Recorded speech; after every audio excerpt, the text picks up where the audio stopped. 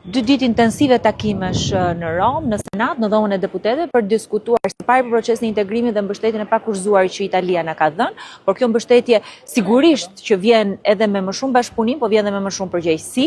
diskutime për të drejtat e njeriut, të drejtat themelore, rolin e opozitës në parlament dhe njëkohësisht luftën ndaj korrupsionit, si rrugë vetme për procesin e integrimit dhe diskutime bilaterale edhe me partnerët e Partisë Demokratike, Forca Italian. Rruga e Shqipërisë në procesin e integrimit kalon vetëm me mbështetjen e Italisë, i cili nuk është thjesht një vend mik, por është një partner strategjik, është njëkohësisht dhe një vend ku është bërë shtëpia e shumë shqiptarëve, të cilët i takon në rrugët e Romës e janë shembulli më i mirë i asaj që përfaqëson Shqipëria, e njerëzve punëtorë të ndershëm që jo gjithmonë e gjen dhe tek politika. Njëkohësisht diskutime edhe për bashkëpunimin e ardhshëm, për rrugën që Shqipëria duhet ketë, duhet të ndërtojë dhe për rritjen e partneritetit strategjik në projekte konkrete, sepse bashkëpunimi me Italinë ka nevojë për plane konkrete, nuk ka nevojë për fjalë për propagandë.